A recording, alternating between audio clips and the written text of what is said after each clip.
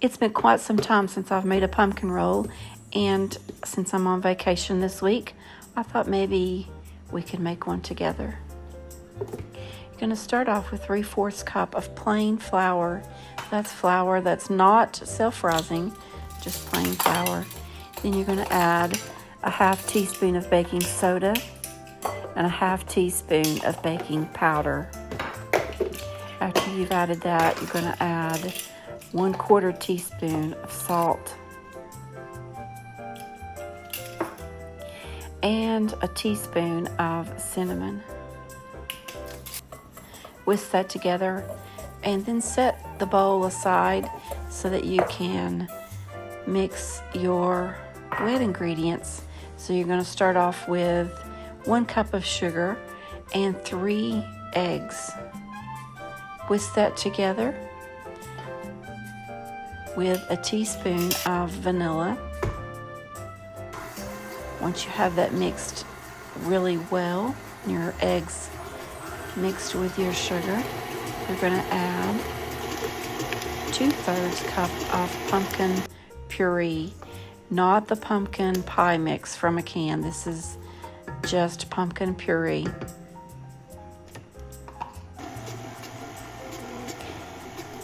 You're going to mix that well.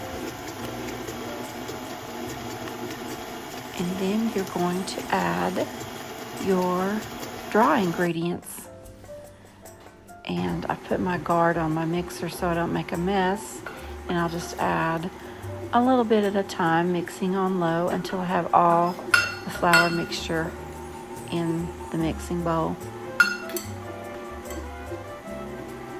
You're going to give that a good mix. All your flour mixed into your wet ingredients. You're going to have a 10 by 15 inch baking sheet that you will line with parchment paper. Of course, you want to scrape your bowl and make sure everything is mixed well. And on your parchment paper, I recommend that you leave the edges hanging over. It's just going to make it easier to slide off the baking pan once the cake has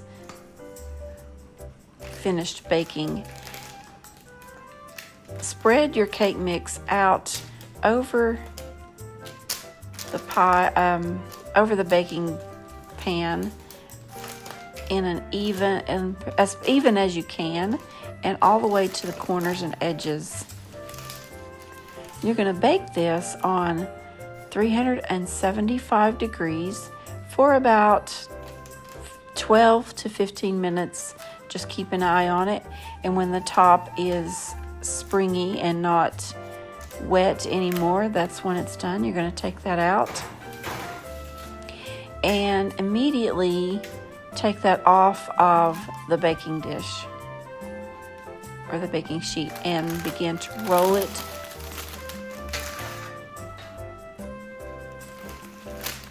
into a roll with the parchment paper still attached. And you're going to set that in your refrigerator, or just set it aside and let it cool completely. So while that is cooling, and I put mine in the refrigerator, I didn't show that, but I just put it in the refrigerator for that to cool faster. So your filling for your pumpkin roll is 1 8-ounce block of cream cheese and 1 stick of softened butter, room temperature butter. You're going to mix that together until completely mixed. Then I added 2 tablespoons of orange zest.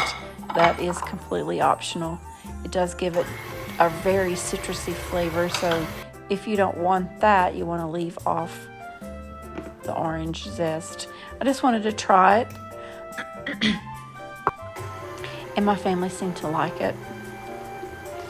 So once you've added your orange zest, you're going to add 1.5 cups of powdered sugar and 1 teaspoon of vanilla, mixing all that well. And then you're going to scrape your bowl and make sure everything is mixed well. Maybe run your mixer through it one more time.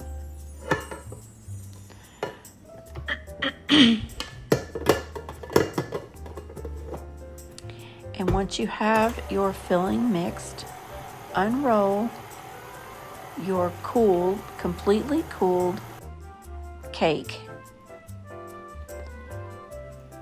And then you're going to spread your cream cheese filling in a thin layer over the entire cake. Make sure you get in that rolled up space, or you'll have a hollow space inside your pumpkin roll, and you don't want that. That doesn't look very nice. Just spread it out thinly and evenly over the whole cake.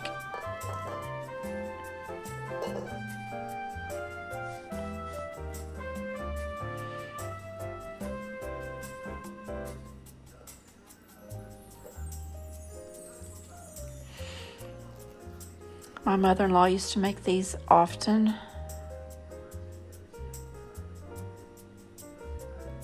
Over the years, and people truly enjoy her pumpkin rolls. She did not put the orange zest in her filling, so I'd like to have her opinion on that. I'm not sure what she thinks about that, but I wanted to try it. Okay, so now once you have your filling on, you're just going to roll it back up. And then I sprinkled with powdered sugar. Just sifted it through my strainer. I have a sifter, but it seems to be easier to use this strainer.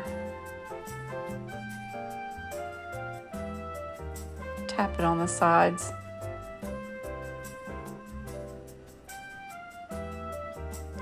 I don't know why I like to do that. It seems very satisfying to watch the powdered sugar sift through there. Okay, so you're just going to roll it back up into your parchment paper and put that back into the refrigerator for about an hour or more before you slice it. And you want to slice it with a serrated knife very gently down the sides. And you might want to add a little bit more powdered sugar just for looks. If you made it this far, thanks so much for watching.